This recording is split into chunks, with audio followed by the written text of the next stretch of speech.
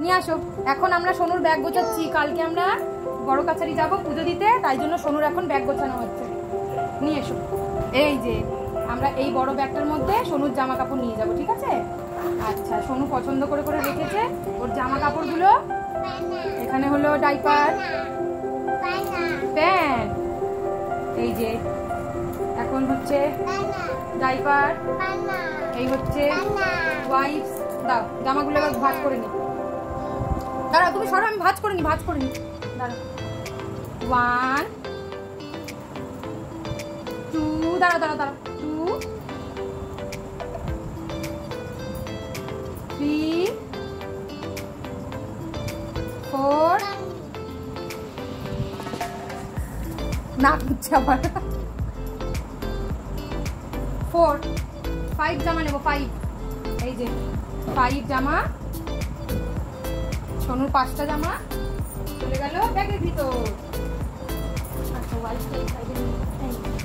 এবার প্যান্ট দেবে। হ্যাঁ প্যান্ট, ওদিকে তুমি দাঁড়াও, আমি প্যান্টটা নিয়ে নিই। 1 দাঁড়াও গুছিয়ে নিই। 1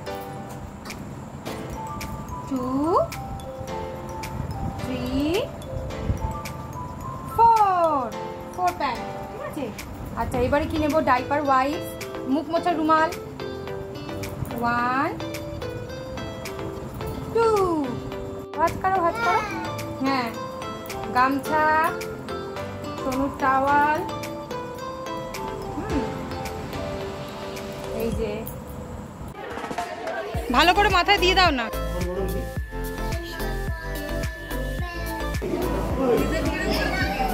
বাড়ি অবধি যেতে পারেনি, তার আগেই ফুটো হয়ে গেছে। এদিকে টাকা, এটা একটা টিকটিক, এটা টিকটিক দেখ, এটা টিকটিক। ছেলের জামা কাপড়গুলো একটু মেলে দেবো।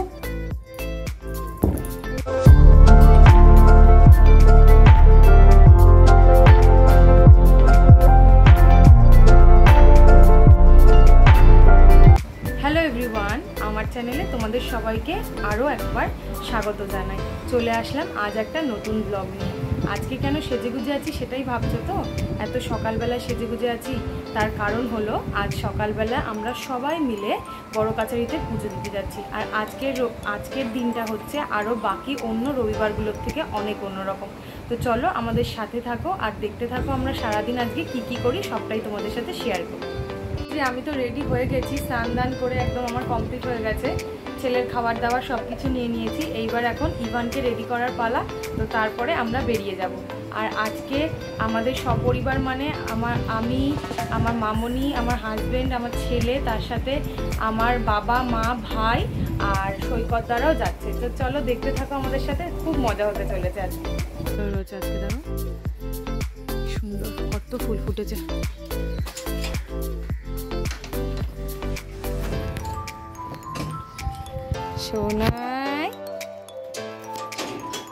সোনাই রেডি হয়ে গেছে।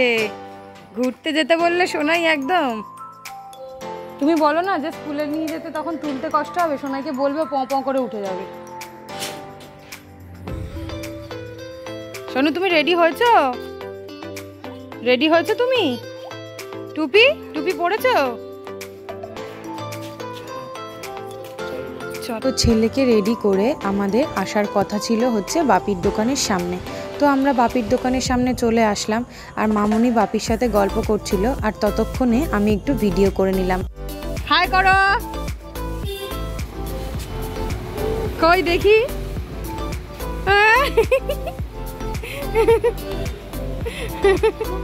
চলো সবাই ঢোকো।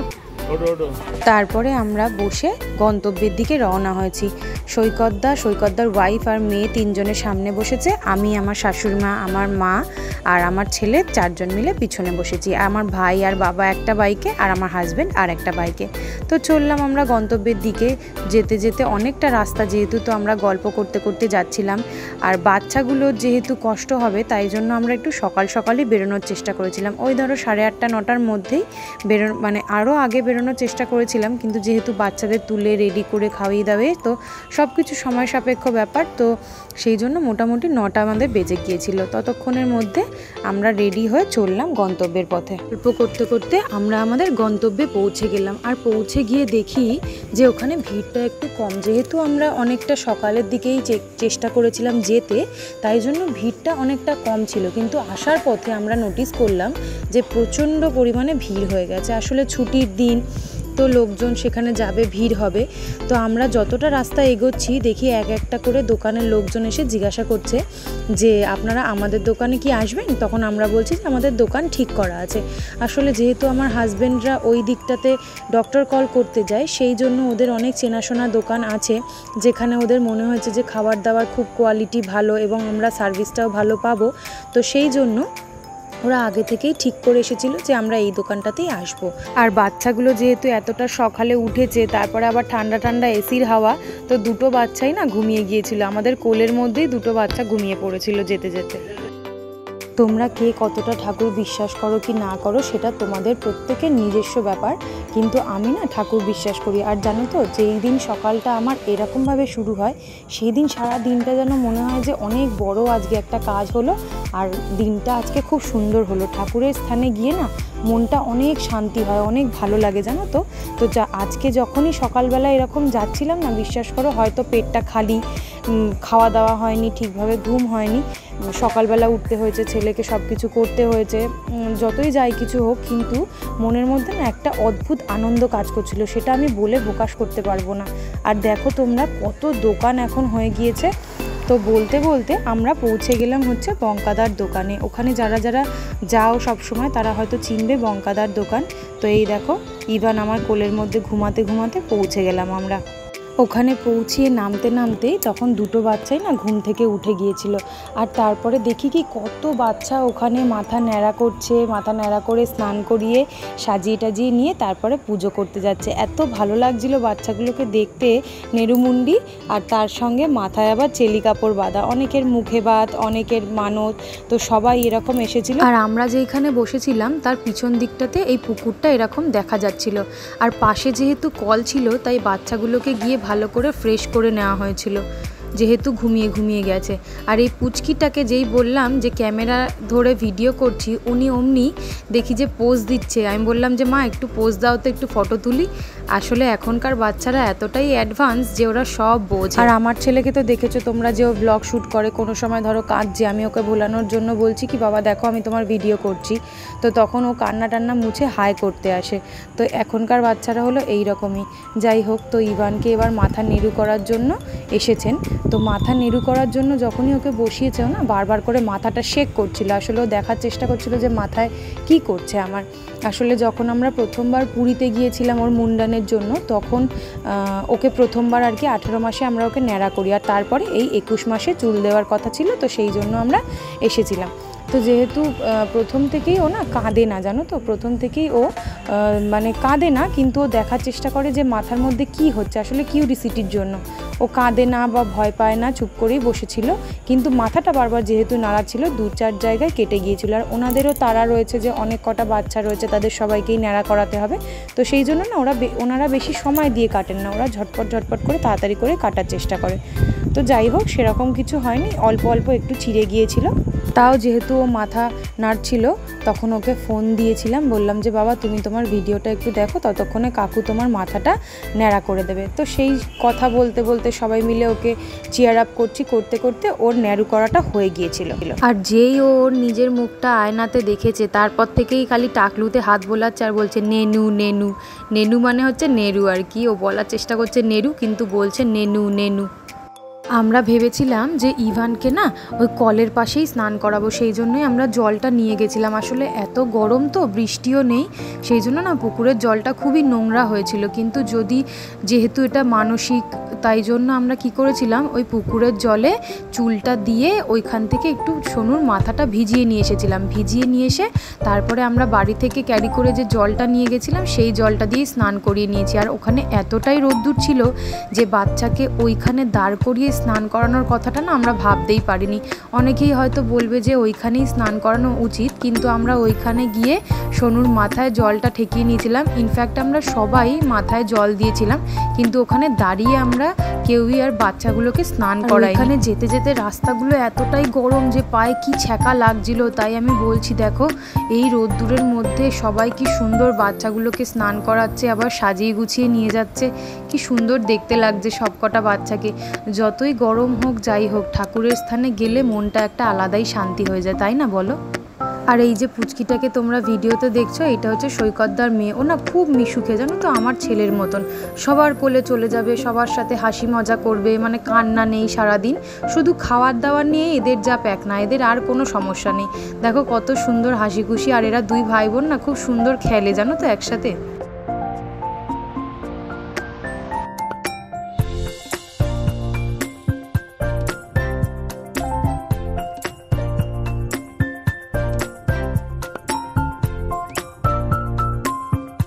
সোনুকে ন্যাড়া করানোর পর যখন পুকুরে আমরা জলের সোনুর মাথাটা ভেজাতে যাই, তখন আমাদেরকে একটা ছোট্ট ঘটি দিয়েছিল, যেখানে জলটা নিয়ে গিয়ে ঠাকুরের মাথায় জল ঢালতে হবে। সিঁদুর, শাখা, পলা এইসবও দিয়েছিল।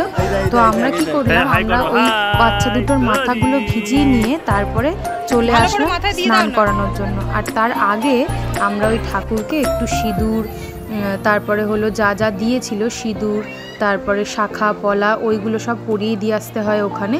তো সেইগুলোই আর কি আমরা করে নিচ্ছিলাম। করে নিয়ে তারপরে বাচ্চাগুলোকে নিয়ে এসেছিলাম, নিয়ে এসে আমার ছেলেকে স্নান করিয়ে দিলাম। তারপরে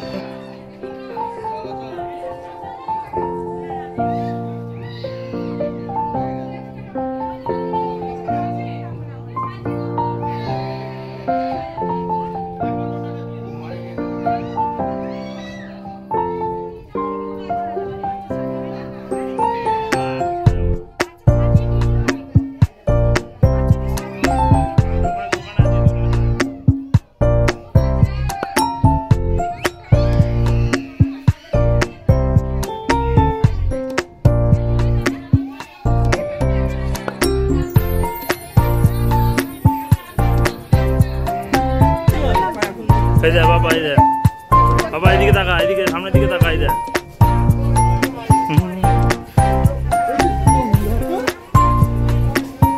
দেখ কে রে?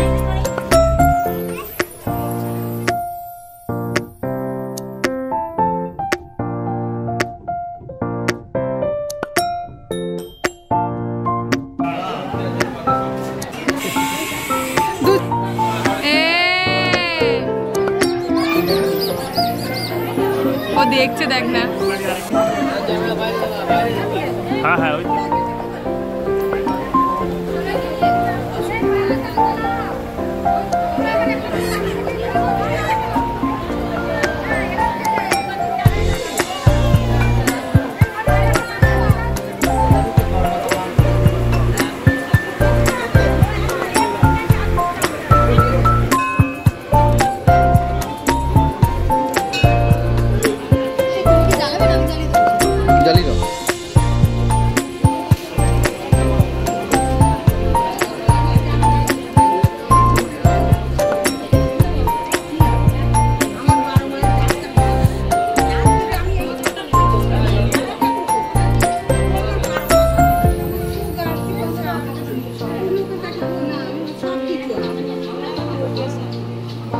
পুজো দিয়ে শেষ করে মনের শান্তি করে তারপরে একটুখানি পেটের শান্তি করছিলাম আর কি। আর আমার খাওয়া দাওয়া হয়ে যাওয়ার পরে আমার বর আর সৈকতদা যখন খেতে বসেছে, আমি ইচ্ছা করে বলছি কি তোমরা না খাবারের রিভিউ দাও, হ্যাঁ খেয়ে। সেই জন্য সৈকতদা রিভিউ দিচ্ছে, আর আমার বর তাকিয়ে দেখছিল কিভাবে রিভিউ দিচ্ছে আর হাসছিল।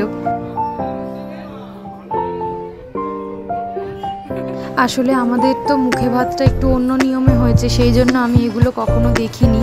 তারপরে কি সুন্দর দেখলাম কতজন এরকম ব্যান্ড পার্টি নিয়ে না ঠাকুরের পুজো দিতে যাচ্ছিল। এদিকে তাকা, এটা একটা টিকটিক, এটা টিকটিক দেখ, এটা টিকটিক, এটা টিকটিক। এই যে আমাদের এবার হয়ে গেছে সব শেষ, এবার আমরা বাড়ি যাচ্ছি। আস্তে আস্তে বাড়ির দিকে রওনা দেবো এবার। তবে আমরা বাড়ি ঢুকলাম, এরপরে ফ্রেশ ট্রেশ হয়ে তারপর কথা বলছি। আর একজনের অবস্থা দেখো, এসেই ঢোল বাজাতে শুরু করে দিয়েছে।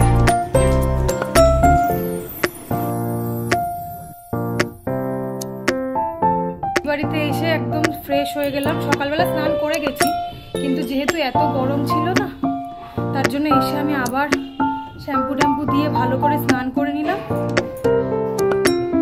তোমাদেরকে এই বাড়িটা সেরকম একটা ঘুরিয়ে দেখানো হয়নি কখনোই, আসলে যেহেতু রাত্রিবেলা আসি আবার চলে যাই, তো সেই জন্য একটুখানি আমি দেখাতে চাই। এই দেখো, এটা আমাদের হচ্ছে একটা ছোট্ট ছাদ। এই যে এখানে হচ্ছে আমাদের একটা ড্রয়িং রুম মতন আছে, এখনো সাজানো হয়নি ঠিক করে। আর এই যে আমাদের সুন্দর ঠাকুর ঘর, এই যে নানি নানি করে যাচ্ছে, এইটা হচ্ছে আমাদের ঠাকুর ঘর, ছোট করে দিয়েছে। আর এই ঘরটা ছিল আগে অনেকটাই বড়, এই ঘরটা আগে অনেকটা বড় ছিল। এটা হচ্ছে আমাদের দোতলার রুমটা, এটা অনেকটা বড় ছিল। আর ভাইয়ের এটা হচ্ছে কাজের জায়গা। আর এইখানে জিমের কয়েকটা জিনিসপত্র আছে যেটা নিয়ে ভাই ব্যায়াম করে। আর পাশে আছে আর একটা ব্যালকনি।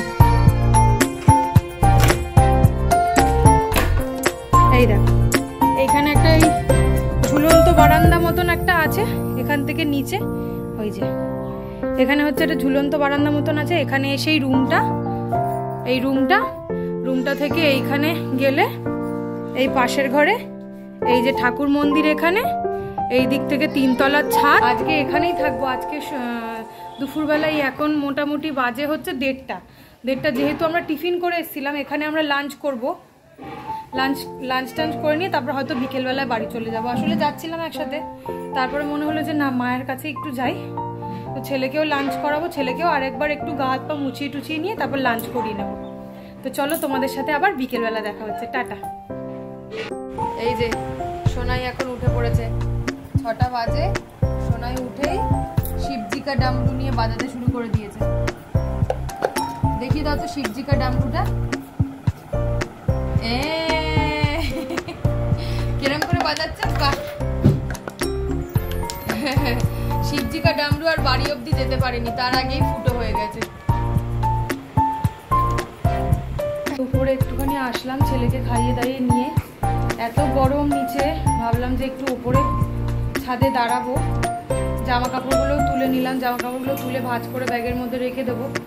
আজকে মা বললো যে তাহলে রাত্রে ডিনারটা করে একেবারে বাড়ি চলে যাস, তো সেই জন্য আজকে সন্ধ্যেবেলায় আর বাড়ি গেলাম না, ওর পাপা আসবে, তো সেই জন্যই আর কি আমি থাকলাম, থেকে গেলাম। এখন রাত্রিবেলা একবারে বাড়ি চলে যাবো। সোনাইকে খাইয়ে দাইয়ে নিলাম। নিচে এত গরম যে একটুখানি ভাবলাম যে হাওয়া খেয়ে আসি ছাদ থেকে, সেই জন্য উপরে আসলাম। উনি ঠাকুর ঘরে গিয়ে ঠাকুর নন করছে, মন্ত্র পড়ছে। বাহ বাহ বাহ, মন্ত্র পড়ো। বসো, ঠাকুরের ওখানে বসো। হ্যাঁ বসো বসো বসো না, মানে বসে বসে মন্ত্র পড়ো।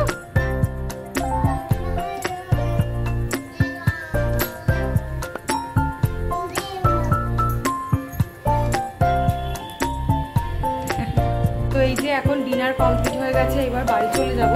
এখন অলমোস্ট বেজে গেছে 11টা, আজকে রাত্রি হয়ে গেল অনেকটা, তো বাড়ি চলে যাব।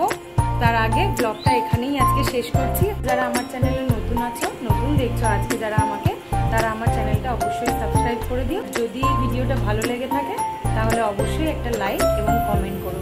দেখা হচ্ছে নেক্সট ব্লগে, ততক্ষণের জন্য বাই বাই, শুভরাত্রি।